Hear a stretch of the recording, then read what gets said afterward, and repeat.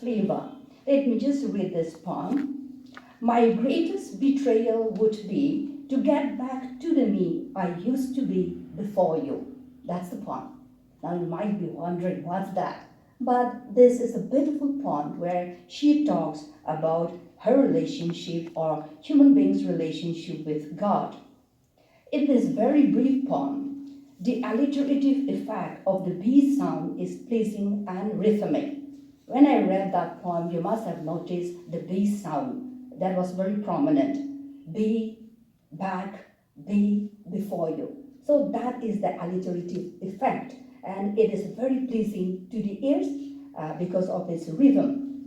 These alliterative words, betrayal, be, back, before, are linked phonetically and thematically, thus conveying the central idea of the poem, which focuses on backsliding as the greatest betrayal of God.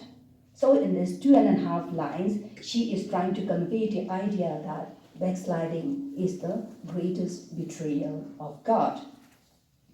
Another poetic technique that stands out in this collection is the use of imagery or word pictures. Let me just share a few. In the poem, much is a misnomer. The metaphorical description of God's love is sketched in this way. In a skyful embrace of your unassailable love. So this is how she metaphorically describes the love of God. In a skyful embrace of your unassailable love.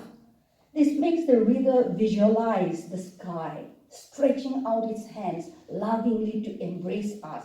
So this is how she describes the love of God. You look up at the sky and you feel that the sky has hands which are so loving and ready to embrace you. So this is how she describes the love of God. So this is a very powerful imagery that she has given in her poem, Much is a Misnomer. Then another soothing imagery is from the poem With You. This line or this phrase, breathe on my weakness. When I read this line in this poem With You, breathe on my weakness, the picture that came to my mind was just something. Okay, let's say that I have a cut on my hand, and when I say, okay, it's very soothing, right? It gives a lot of relief when we blow on a wound or an injury. So that's the kind of picture that she is trying to create with just 2-3 words. Breathe on my weakness. So this is from the poem With You.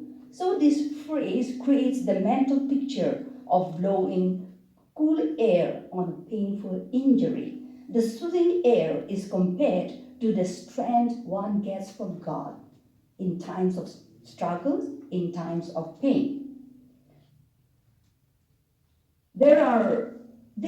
All these are very strong word images that enhance the overall image of the poems. Then structure-wise.